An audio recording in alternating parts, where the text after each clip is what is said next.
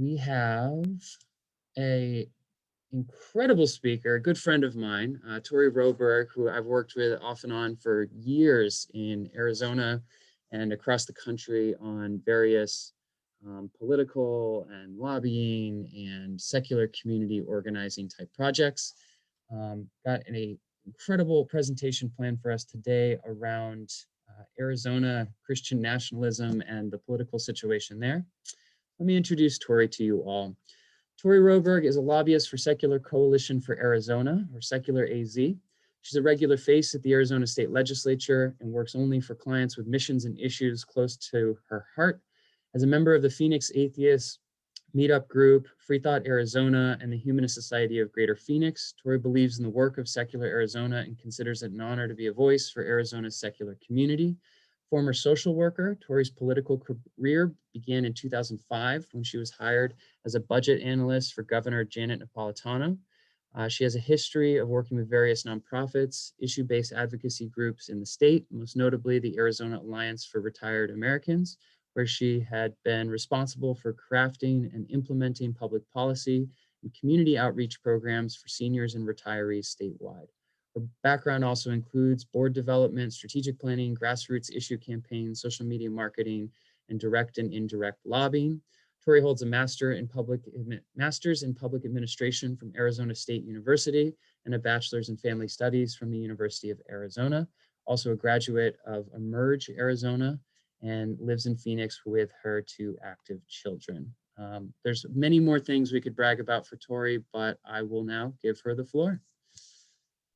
Thanks, Evan.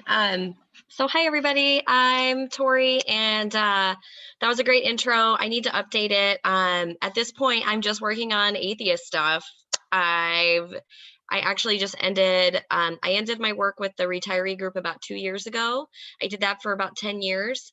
And then I was doing the kinship, I do kinship care stuff too, but I've also ended that. And I'm really focusing on secularism and atheism. And the reason why is because it is a growing movement. As Evan said, we expect a lot of growth. The nuns are growing tremendously. And this is where my passion is. So this year, I've been doing a lot of work with American Atheists, doing legislative work. I've been studying legislation all over the country. And in addition to that, I've been working on the ground in Arizona. And so I'm going to talk to you a little bit about what we do here. I just finished my 8th legislative session as a paid lobbyist for the Secular Coalition for Arizona. And I say paid because I know there are a lot of people lobbying state legislatures across the country who are volunteers. And my hat's off to you. I know you do a lot of that in California too. But being full-time at the legislature is its own beast as a secular lobbyist full-time at the legislature. So I'll tell you a little bit about that, and I'm going to try to keep it to 30 minutes and open for questions. So thank you so much for having me. It's really nice to speak with all of you today. So let me see if I can get this to move. Okay, so Secular Coalition for Arizona is a group that is made up of, it's a coalition. We have all these groups around the state and we are growing. We have one group on our coalition who is not an atheist group, and that is the Arizona End of Life Options. They are the medical aid in dying group here in Arizona. And they just joined us last year, or it might, I don't know, last year didn't seem to exist. So it might've been the year prior to that. Otherwise, you can see we're all over the state. We have, we are the voice for secular government. We do all kinds of fun stuff. We organize an annual day at the Capitol. This year was no different. We did it, but it was obviously via Zoom. And by all means, it was still fun and we had a good time. Usually we get about 150 people to our Arizona Capitol every year. So I can't wait to see everyone next year. It's always my favorite day of session because I am not alone. I have this whole group of people with me, and lawmakers like to think that it's just a couple of people sitting in a room who care about this stuff. The answer is no. Like, there are a lot of people who care about separation of church and state. We also have this amazing legal program that we started maybe 3 years ago, and that's headed up by Diane Post. And she loves writing letters.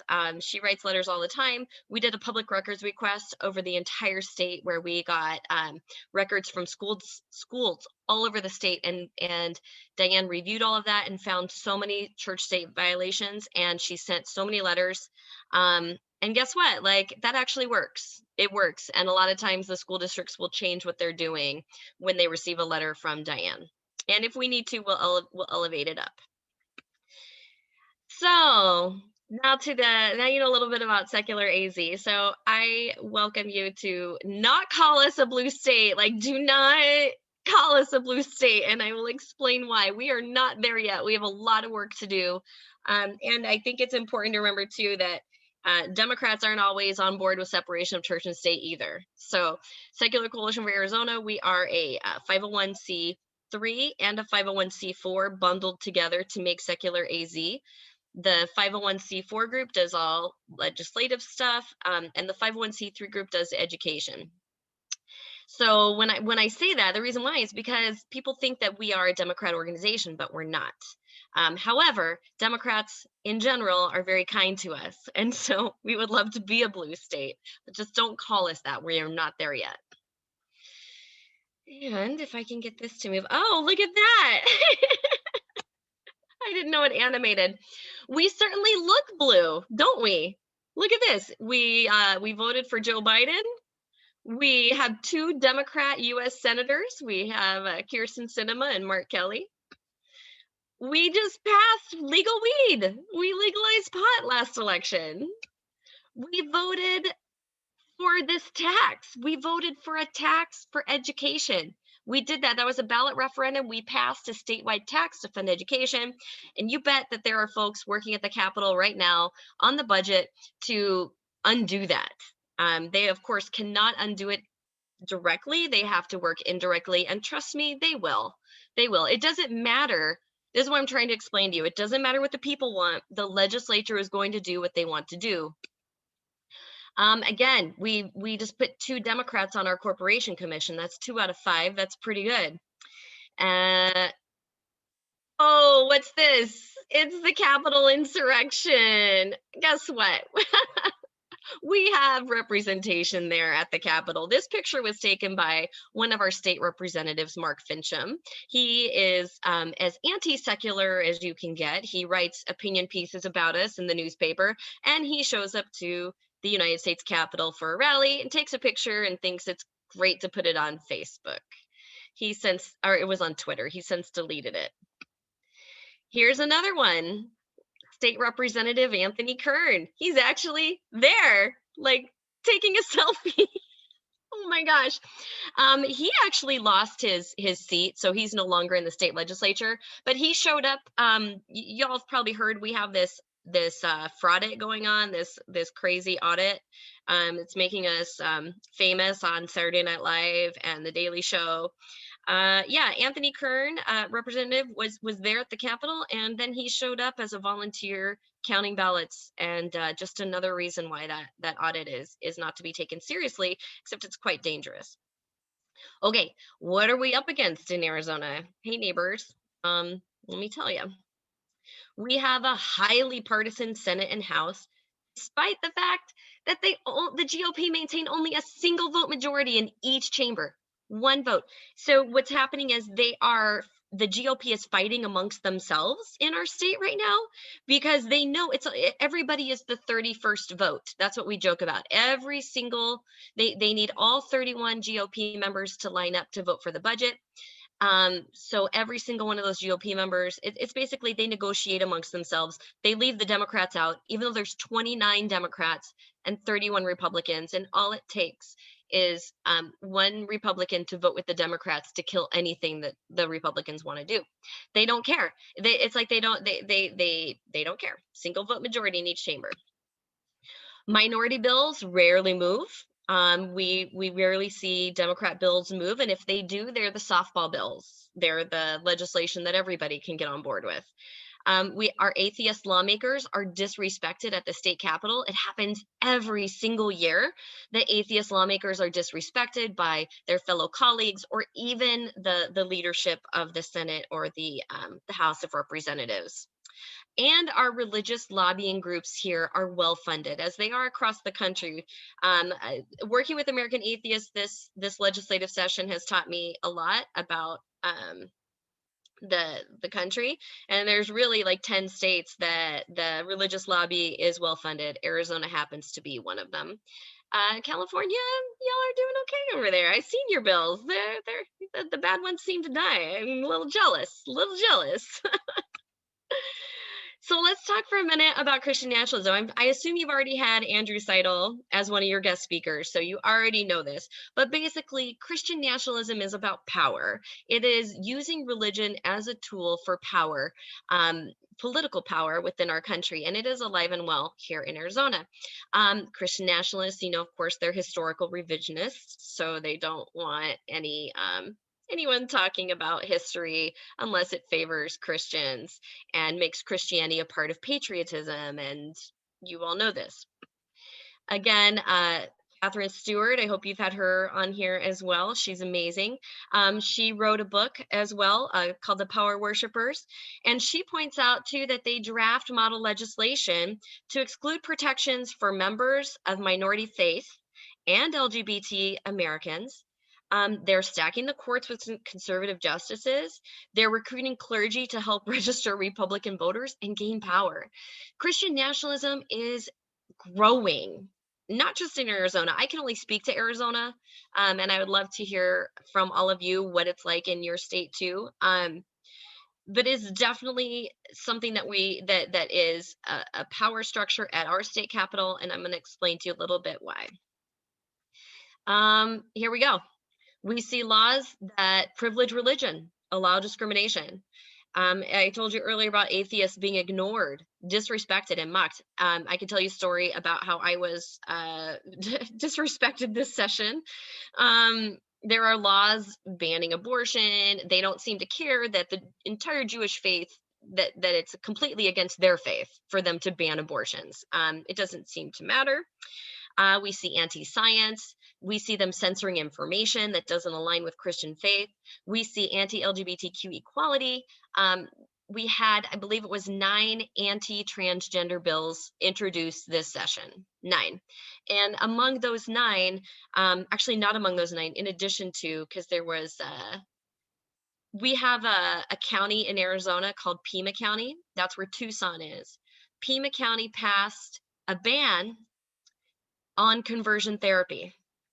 And as a result of Pima County banning conversion therapy, which is a very harmful practice that's done in the religious community, to basically try to teach gay people that they're not actually gay. It's very harmful. So because Pima County went ahead and said, this is a harmful practice, we're going to ban it in our county. Now the state of Arizona, I'm not joking to you, 4 times this session, they tried to ban bans on conversion therapy. All because they of Pima County, and they want to be able to perform this. That is our reality 4 times, but we killed it every time. We killed them every time. Goodness. How do we do that? How do we kill something? We do it through visibility and action alerts, direct lobbying. The biggest thing I would say that we do here is we build and we work with coalitions. So one thing that I will tell you is don't be afraid to start your own coalition. Like if there is an issue that you think needs a group of people working on, start your own coalition, get the other groups involved, they will come. We did that here with sex ed. There was no sex ed coalition. And in fact, there was a board meeting of our Board of Education where, oh boy, did we get pummeled. The pro sex ed folks did. And I tell you what, it's because we weren't organized. We didn't show up. I was there. There was one person there from GLSEN. The room was filled with the Christian nationalists pushing for their view.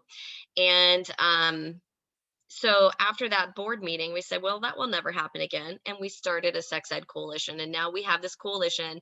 It's in its 2nd year. And we were organized and ready to work on sex education at the state capitol. And you recall I say minority bills don't move, so we're constantly playing defense. That's what we do. We testify in committee as well. Like we build relationships at the capitol. They know me. They know me. Some of them don't like me, but they know me. Here's what happened this session. Earlier I said this is my 8th session, and yeah, 70 bills that we watched this session. It was the busiest legislative session I've ever been in, and it's not over, by the way. We're still in our legislative session. It will end when it ends. People keep asking me, when will your session end? Because none of these bills are dead until session ends. They'll bring it back.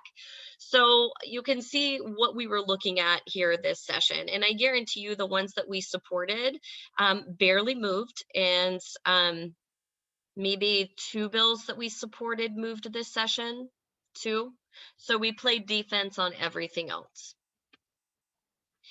Okay, so I'm going to tell you a little bit about some of the bills that we worked on this session. This one is on religious privilege. So it seems simple enough, right? Allow clergy to visit patients in hospitals at any time, including during a pandemic. 2 alarms went off about this one. The first one was that, okay, it's a pandemic exemption bill. Like, what are we doing? Why are we legislating pandemic exemptions? We should not be doing that. We should be leaving that to the public health experts. That's anti-science, number 1. But okay, if we're going to have a pandemic exemption bill like this one, can we define clergy? What is clergy? Is it defined in our statutes? No. Is it defined in Britannica? Sure, as a Christian pastor. That is the definition of clergy. And so what we decided to do with this bill was to go to the bill sponsor. The first thing I did was I picked up the phone and I called the bill sponsor. And I explained to him that this bill was troublesome because clergy didn't include atheists. Didn't include Jewish people, didn't include Muslims. Said, would you? And he says to me, well, you're wrong. It includes everybody. The bill's great. And I said, all right, well, maybe we can have some perspective here. Let me explain to you. And so I explained about our dear friend, a board member who actually died from COVID last year. And it's actually quite a sad story because he was in the hospital. He suffered for weeks. And it kind of breaks my heart a little bit to think that if this bill had been in place, the person in the room next to him dying of COVID would have had a visit by, if they were Christian, they could have had a Christian pastor visit them in the hospital when no one else is allowed to visit. Nobody else is allowed to visit. This bill, Christian pastor could have come visit the patient next to them, but there would be nobody that could come visit him. And we just thought that just seems exclusionary. Why don't we make this bill better? And the bill sponsor, he hung up on me. And he told me right before he hung up that he wasn't willing to listen. That is what's happened here. And so this bill is a real disappointment to me because not only were we not listened to, and we went to committee and we made a great case in committee, and I had several lawmakers in committee say, we want to work with you on this. None of them did. And it was signed by the governor with significant bipartisan support. You'll find that lawmakers, they tend to be afraid of being seen as anti-Christian. What is that? That's Christian nationalism. That is Christian nationalism hard at work. What is the trouble of opening this up to everybody? There really isn't. It doesn't exclude them, but by having it say clergy, it excludes us. And Democrats voted for it too. Not all of them, but some of them did. And so I just bring this bill up, and I have several more, but I don't want to take too much time. Evan, how am I doing on time? You're doing great. Okay, great. So I've got several bills, but I'm not going to talk about all of them most likely, but I'm going to move on to another one. This is a bill that we're still fighting, okay? 2648 is our very own, it's like a RFRA expansion. We have RFRA already, which is the Religious Freedom Restoration Act. House Bill 2648, it expands it out. They were taking advantage of the pandemic, and they called this a pandemic exemption bill, basically to keep houses of worship open during the pandemic. which we oppose alone. We oppose that idea alone because houses of worship should be held to the same standard as other secular groups. Now, the bill says basically if other secular organizations are open, then we can be open, the churches. And that could mean a hospital, that could mean, I mean, that the Home Depot, places where you go to get your essential supplies, if those are open, they're calling religion essential too. Okay, so that piece alone, we did oppose that piece. But the reality is that this bill was a wolf in sheep's clothing, and it basically expands out sweeping criminal and civil liability protections for churches. And I say churches, it's actually a broad definition of religious organization. So I'll give you an example of another group that would be included in this.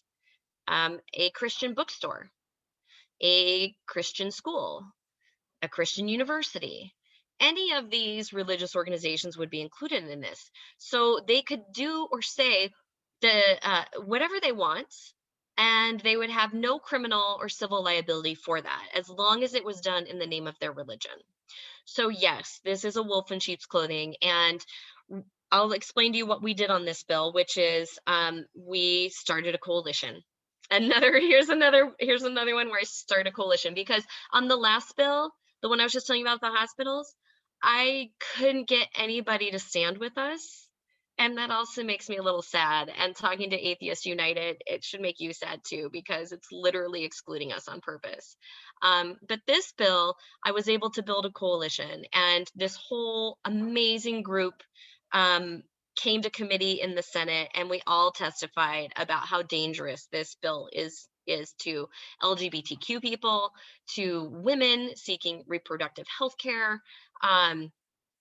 The list could go on and on. How about children being abused, right? In Arizona, we have an exemption for clergy. They don't have to report child abuse. They don't have to report child abuse. Interesting, right? Why?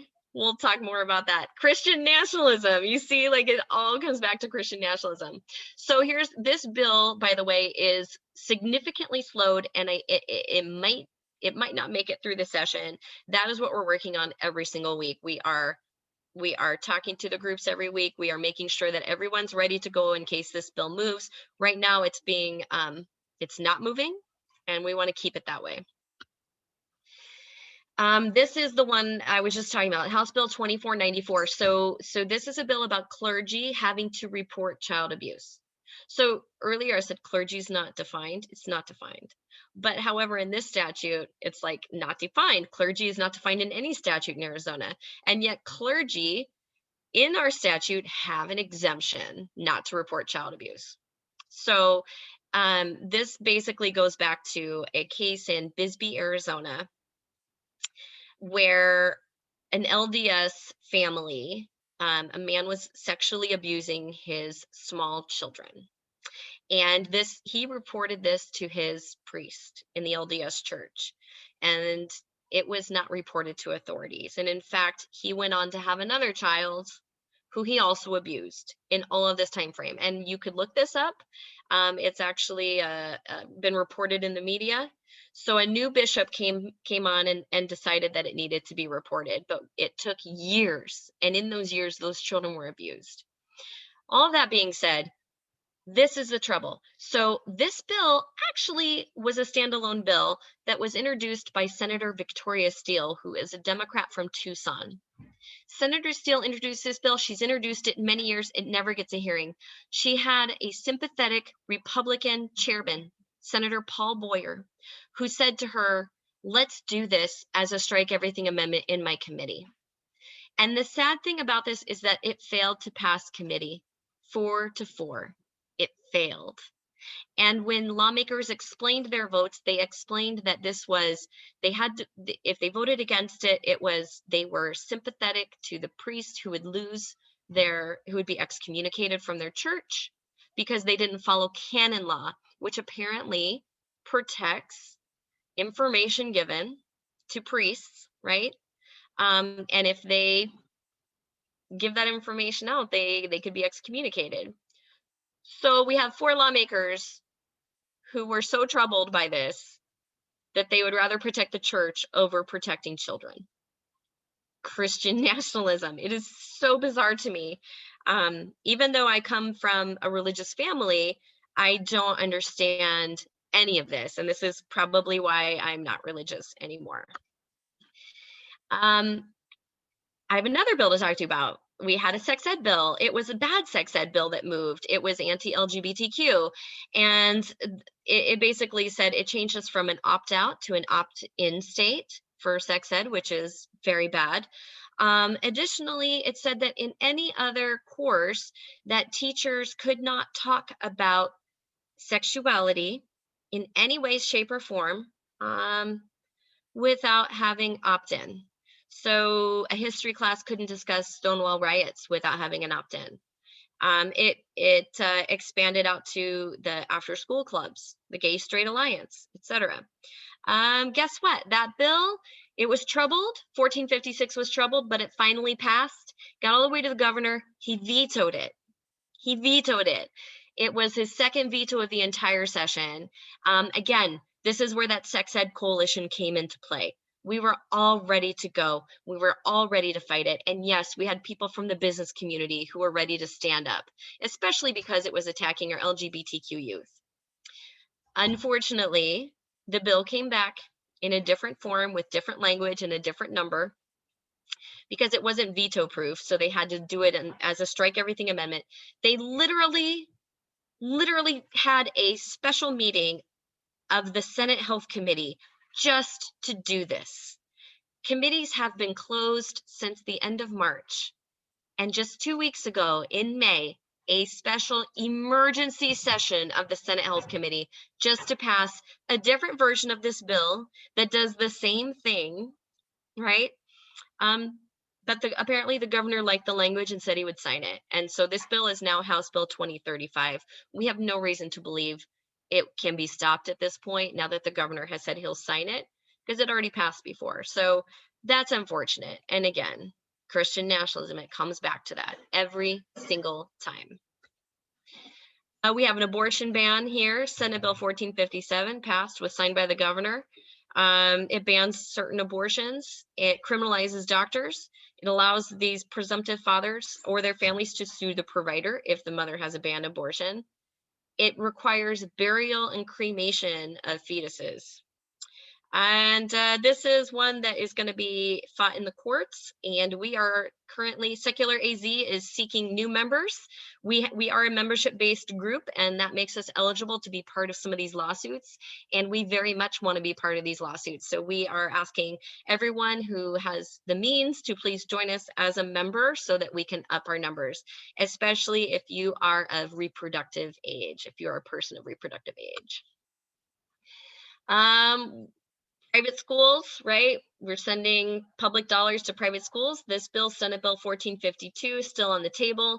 It expands the use of our school voucher program. We have an extensive school voucher program here already, and this expands the use out, the ways that families can use the money.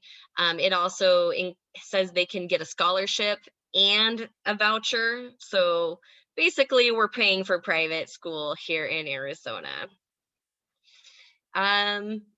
What is this one? This one just came up the other day. It's 2190. It was a strike everything amendment. This is why I'm saying, like, we need them to end their session so we stop seeing these crazy things pop up. 2190 says, hey, you can't tell people that they need a vaccination to come into your building or to receive your service or to be employed by you. And government, like public schools, public universities, there's so many things. You couldn't even be able to enter a public building. So this bill didn't make it yet, but it will be back for reconsideration. And we are trying our best to fight this bill because it's everything anti-science. If you haven't learned anything about Arizona yet, we are anti-science. We're not. It's just that there is that slim majority in our legislature, right, that are making all these laws that is anti-science, that is our Christian nationalism. We should be a blue state, but don't call us that until we are. So how can you help? Well, I know most of you are in California, but I saw some of my Arizona peeps on here. Hey, Arizona. If you can use our action alerts, share them with your friends, people live in Arizona. You can support us. Everyone says, how can we, you live in a blue state.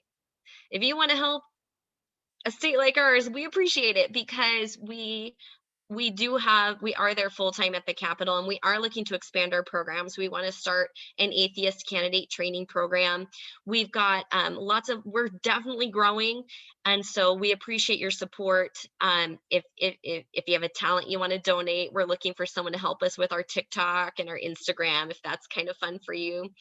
And we always ask people to get involved in the community, which means join one of our liaised organizations, because they are doing the social stuff. We do the politics, they do the social stuff.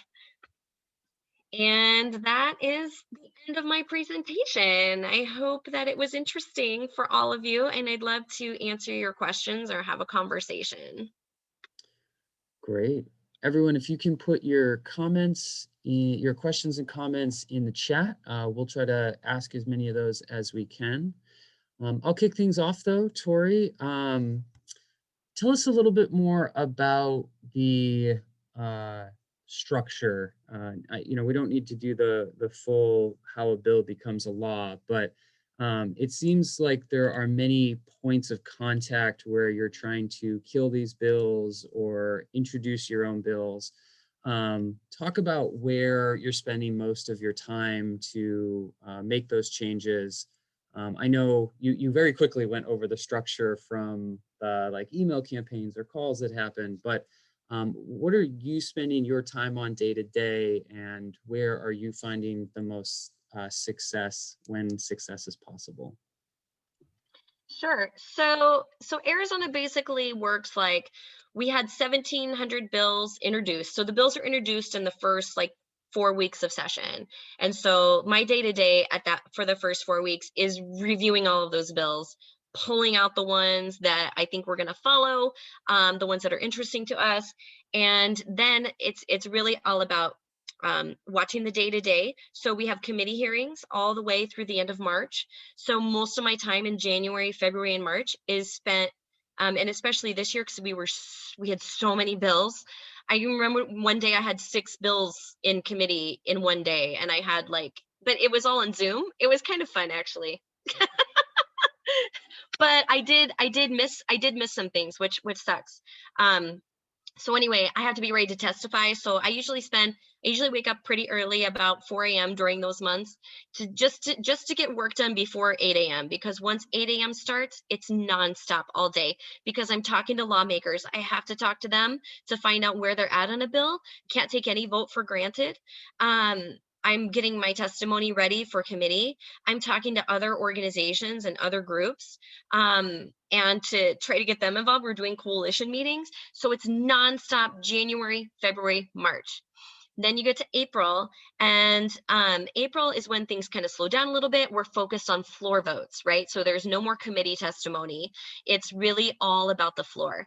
So when we're doing committee testimony too, that's when Arizonans, like constituents, and that's when they're most effective, and that's we send out these action alerts. And I have, some people are like, you send out too many, and I'm like, well, it's not my fault. Like, it's literally the legislature. They have so much going on this year. So we send out action alerts and we say, okay, people at home, this is your chance. You can log into the legislature has an online system. It's called Request to Speak.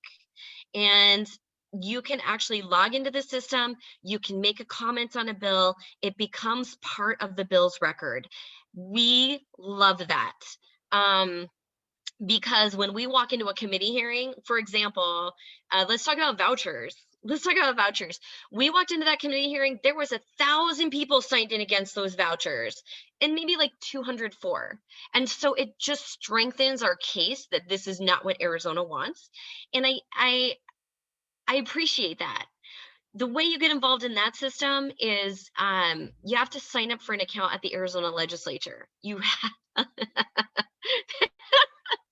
sorry, I think it's so funny. Like, you have to actually go down to the Capitol and sign in for the first time there. But once you're signed in, you can log in from home. So one thing that we do at Secular AZ is we do those first sign-ins for you if you want us to. So you don't have to actually come to our Capitol. Like, it's just not, they don't want the public to participate. Can you tell, right? So we are organized. We'll go down, we'll sign you up. The second thing where people have great impact is on the action alerts, calling the legislature, calling the governor, sending an email. So we craft these things, and we then we have to decide, like, is it going to be an email action alert or is it a request to speak action alert? And it just kind of depends where the bill is at in the process. Um, this year, lawmakers basically told me that the emails weren't effective at all because guess what? I guess the Donald Trump campaign had put out to all of their people to email the Arizona State Legislature every single day about the election because he's so upset that he lost the election and he focused on Arizona. So a lot of lawmakers told us that they were getting 1,000 emails a day from this Stop the Steal campaign, and then all the other emails went by the wayside, which is why that request to speak is so important. But we still encourage people to write emails. So that's kind of where we're at. We're in April, now we're in May. Things are a little slower now for sure. Like, the bills are coming down, but my day to day is making phone calls. I mean, from home. If I was at the Capitol, I would be like sitting in the lobby waiting to see the lawmakers I need to talk to, like waiting to catch them as they're walking, catch them in the elevator. I'll catch them any place I can. And so that's like my normal day to day. But because of Zoom, or because of COVID, I'm just making phone calls and that kind of stuff. So I hope that answered the question, but definitely emails and RTS are awesome. Awesome, wonderful. You mentioned earlier you were disrespected, and many of our atheist identifying legislators in Arizona are disrespected. Do you mind sharing some of those stories? Sure. Sure. Well, the first one was when I already shared with you about when the lawmaker hung up on me. Like, he literally hung up on me. He's like, I don't want to listen to this. And he hung up on me. All I was asking for was inclusion for atheists. We've had we have invocations here. So one of the things we normally focus on in a regular legislative session is secular invocations, because it's something that we can do, right? Like, there's so many things we can't do here because of the structure, because the Republicans don't like us. They control our legislature. The religious lobby has access to them, etc. They're Christian nationalists. They don't want us there. They do not want us there. So they try to shut us out as much as possible. Secular invocations, the Supreme Court says they have to allow them. Like, Greece versus Galloway said invocations, fine, you can have them, but you have to include everybody. So they can't stop us. But what they do is they make fun of us. They give a second prayer to the invocations. And we find that they do this when the lawmakers themselves, we have 3 atheist lawmakers at the state capitol who are out. And that's amazing, right? And they can do that because they know they have our support. They've told us this. They're like, we appreciate it. In the past, and it actually didn't happen this year, mostly COVID. We haven't done a lot on invocations this year, I'll tell you, because a lot of my work on invocations literally is that in-person work where I'm saying, like, I'll chase someone down and I'll be like, hey, can you do an invocation for me? But most of the time it's fine. Secular invocations, if the lawmaker does it, they get a hard time for it. We have had in the past Evan, you were there.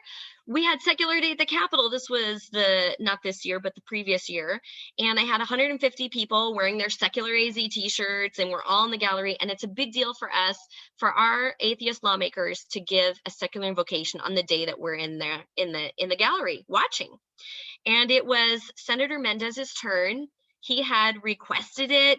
They had told him, oh, you can't have that date. They gave him the hardest time, weeks and weeks and weeks, back and forth, like, you can't have the date.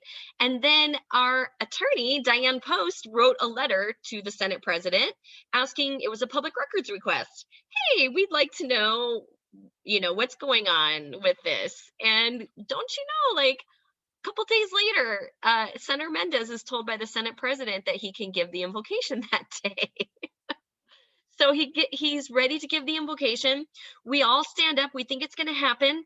And the Senate president says, oh, we're going to have the invocation by Senator Mesnard. And Senator Mesnard is part of the Alliance Defending Freedom Church Network, by the way. And he just happens to have this overtly religious, one of these 2-minute invocations that's just over the top. Like, I don't know how yours are in California, but ours are really over the top. So we gave it, and the Senate president swears she didn't do that on purpose, right? But the damage was done. The damage was done. And she didn't, I said to her, via Twitter, I called her out on Twitter. I was like, if you're really serious about this, if you mean it, that you didn't do this on purpose, the right thing to do is to invite us into your office so we can all talk about why it hurt the atheist community that you did this, whether you meant to or not. Let's have that conversation. She just ignores us. She just ignores us. By the way, Senate President Karen Fann is the one who also authorized this audit and hired the people. So there you go. So that's just one example, but it's mostly in invocations. It's happened so many times that we've had 45-minute discussions on the House floor of whether or not an atheist actually prayed correctly in the invocation. We've had memos sent out about how to pray, that you have to pray to a higher power. No. We fight those every time, and it seems like a small thing, but it's like, this is how we can show up. Atheists can show up. So that's what we do. Right.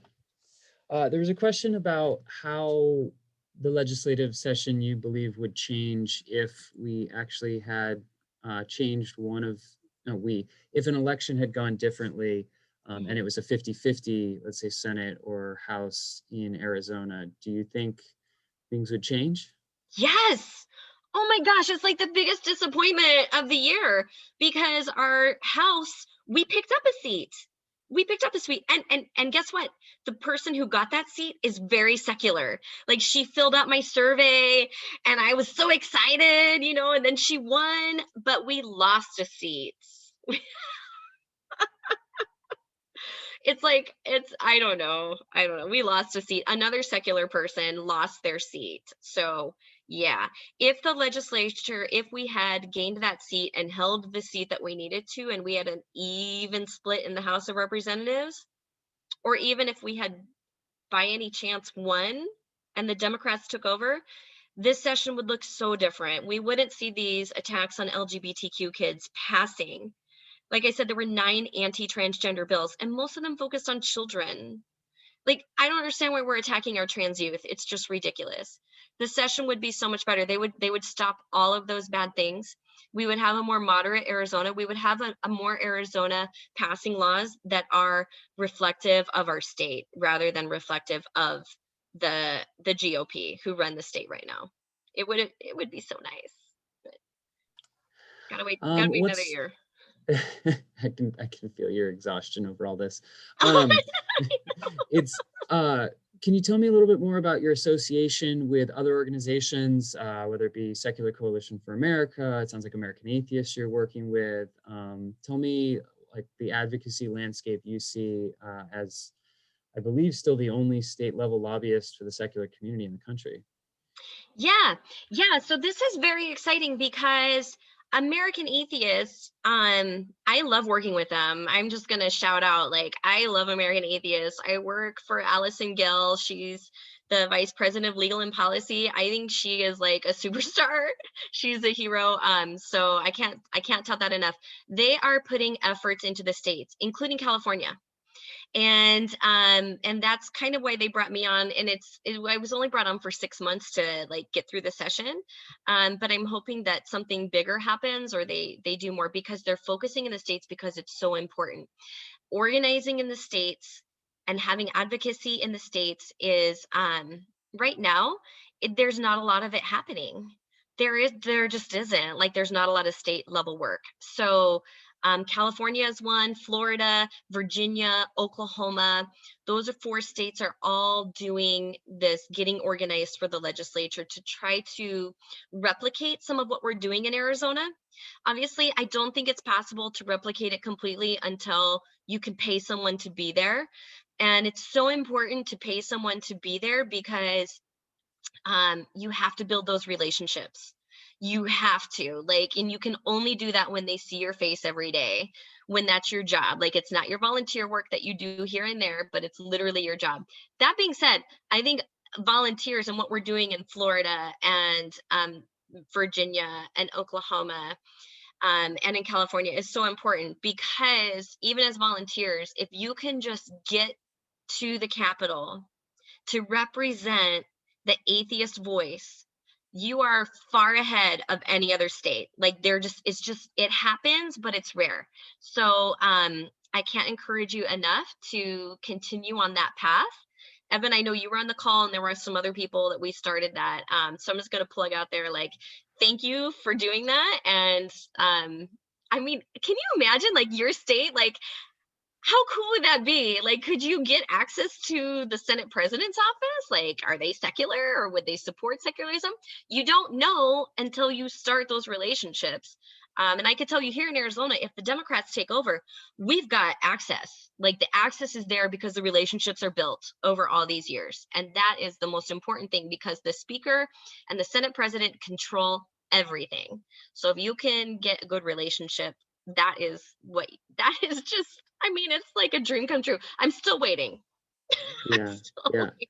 waiting. For those of you, to reference what she's talking about, Atheists United is taking the lead on working with American atheists on setting up a pilot program for basically a new state advocacy push here in California. I just had a call with Sam McGuire, and we finally picked some model legislation to start on. And yeah, as far as we can tell, we're probably the best organized group in the state right now. So we're going to take the lead to get started. But we're looking for partners in Northern California and building out a base. So if you represent a county that we don't have leaders in, we need you to be kind of a regional coordinator. Arizona is a big state. California is an unbelievably large state. We're larger than most countries around the world, and definitely have an economy and a legislature doing more than most countries around the world. So if you're interested in that, please reach out. As of right now, I'm probably one of the other state directors, but we got a lot of work to do because the infrastructure is not built here the way it is in Arizona, but the potential is sky high. All right, another question. Someone was asking about the AZ BHE, which I believe is the behavioral health examiner's position on conversion therapy, if you know. Mm, Okay, they wouldn't get involved. No, anything executive branch that's under the executive, they don't get involved. got it, got it. Yeah. Oh, your governor. Um, tell us a little bit about how the larger coalition got built for all of these groups across Arizona. I find it awesome and fascinating, and looking at a state like California where we're building that out from scratch. How did all of these get connected in the beginning? Do you know the early years of Secular AZ? That's a great question. And honestly, I don't. Like, that's one for Sarah. Like, Sarah built this thing.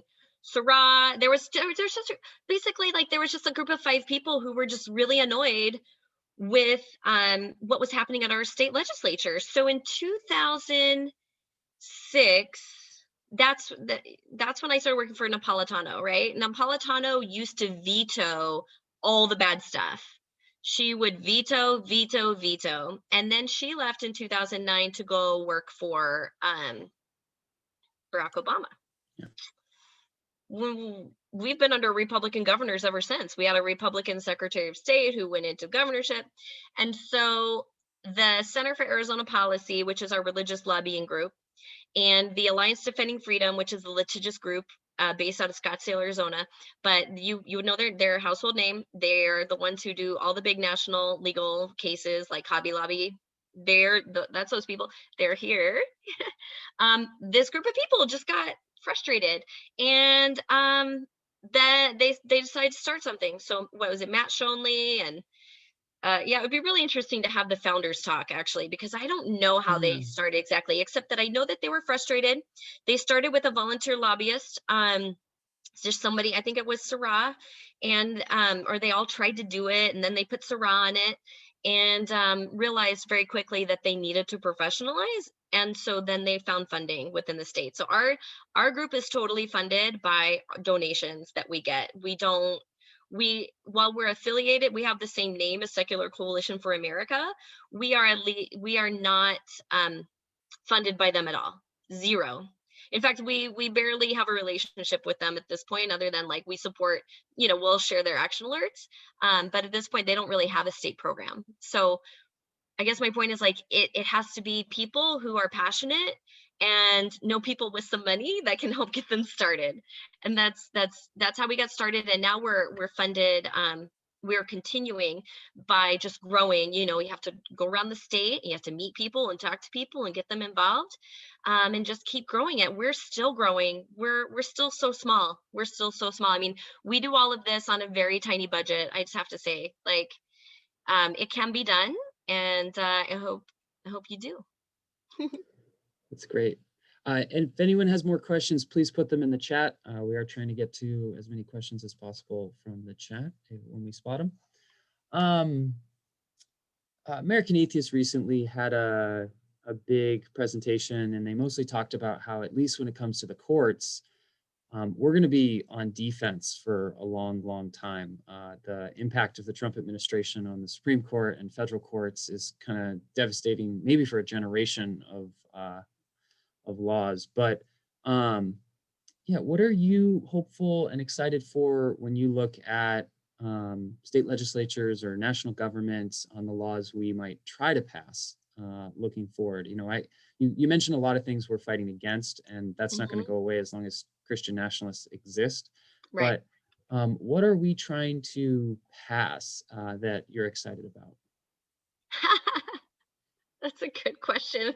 We don't have much time to get excited.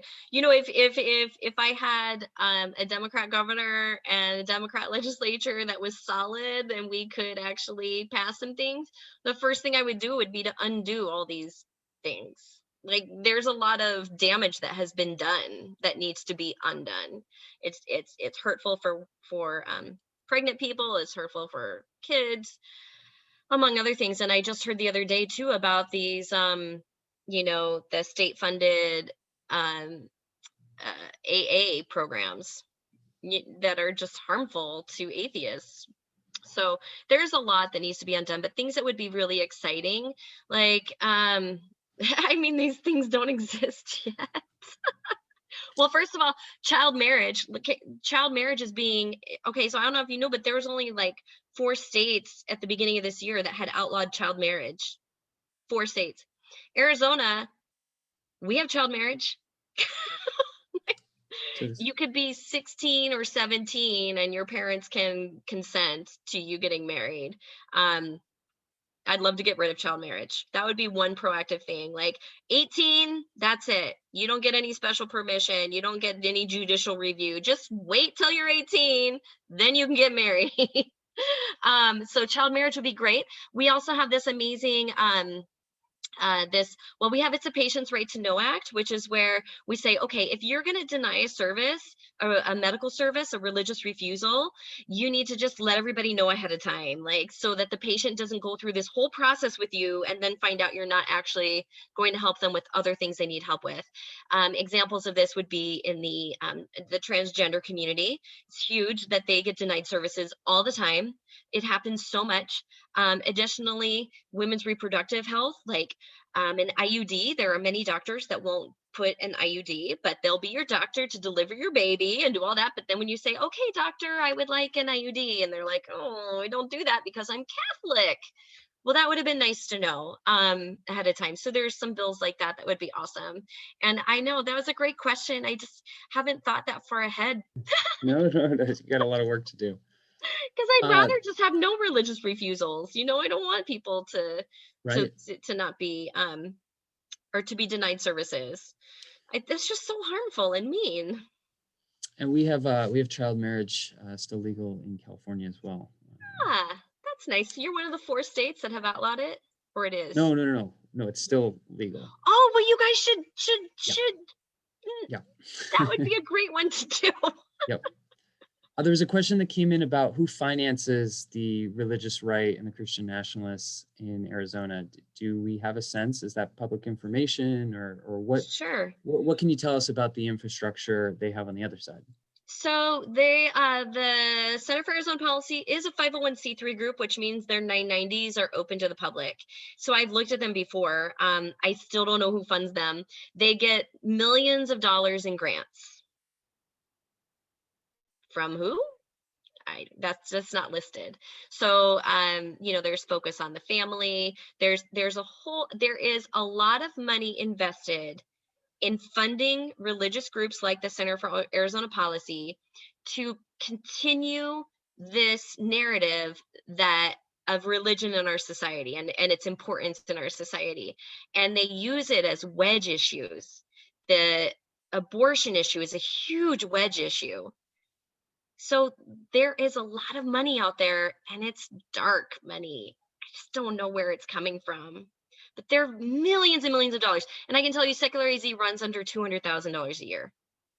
That's it. And we're up against millions of dollars. The Alliance Defending Freedom, $52 million is their budget the last time I looked. The Center for Arizona Policy is around $2.5 million. So this is who we're up against at the Capitol. But we do it with a smile. There's a question about, is there a chance that after the 2022 elections, majority legislature could take over in Arizona and your life gets a little easier? Wouldn't that be nice? So I thought that was going to be 2020. I also thought it was going to be 2018. I have no hope for 2022 right now, but I will work hard for that if that happens. It's just election after election is so disappointing in this state. It is so disappointing to see these not even moderate Republicans. There's no moderates in our state legislature at this point. They support Donald Trump. They support that whole concept. We have no moderates left. In fact, we had two moderates last session. One of them lost her race to a Democrat. Okay, so that's okay, I guess. Although I liked her as a moderate because she was able to negotiate stuff, right, with the crazy, not the crazy, I shouldn't call them crazy, with the others. And then we had another moderate lawmaker who lost her race. She was in a primary against a Christian nationalist. Okay. And the Christian nationalist won. And that race, I think there was like $3 million put into a legislative primary in Arizona. That's how important the race was to the Christian nationalist who won. So there you go. I can't wait. 2022. I don't know how much more I can take. It's hard. They just don't like us. They're mean to us. Like, it just is. But I'm trying not to care. I try not to care because it's my job to speak up. And if I don't speak up, or Secular AZ doesn't speak up, if it's not me, it can be someone else. I'm replaceable. Everyone's replaceable. But the organization, the fact that we exist and the fact that we're there is so unique. And we just are a thorn in the side of the Christian nationalists. Like, even when they win, we don't make it easy for them. Like, we do not make it easy. We try everything we possibly can to stop their bad legislation.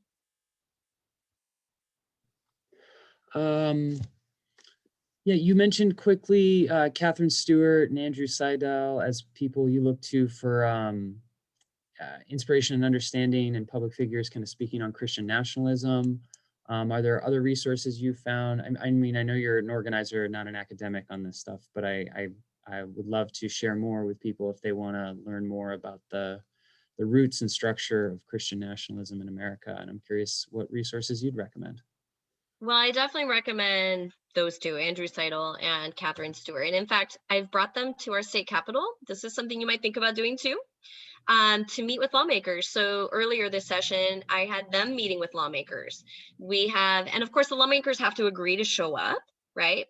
So the lawmakers show up, we give them lunch. And we had two Zoom meetings, and they met Andrew Seidel and they met Catherine Stewart on 2 different days. So I definitely recommend them. And then I can tell you, all the lawmakers who come to those meetings, they know how to vote. They understand Christian nationalism. It's not so scary for them to vote with Secular AZ. But other than that, you're right, I'm not an academic in this. I'm literally an organizer and activist, is like my energy. But I go to every single American Atheists. I'm just going to plug them again. I think they're amazing because they do these educational workshops. They have one on Tuesday that I'm going to attend, which is talking about transgender kids. And so I think like looking to those national figures like Allison and Andrew, like these top attorneys who like live and breathe this stuff is essential. So the only other thing I would recommend besides those books is to follow the American Atheists and the work that they're doing nationally, because they have really good panels that they put on. Great. All right. I think I'm gonna wrap it up here, the live stream at least. And if you're willing to hang out for a bit, I can let people ask you some questions directly. Sure. But just want to thank you for the hard work you're doing. There are some intense battlegrounds for a secular government and a secular communities in the world today, and you're at the very forefront of one of the hardest battlegrounds. So we appreciate you. Just real quick, for everyone in California and other states, if we're looking for ways to support you and your work, how would we do that? Well, you would go to secularaz.org and make a donation, please. Become a member. Like, members are important to us. We need the numbers, so that is the way to do it. secularaz.org. Donate. Thank you so much. And it really means a lot. Like, we're so tiny. Like, every little bit we use. Wonderful. Thank you. Okay, I'm going to turn off the live stream and we'll hang out and chat a little bit more. Thanks. Awesome.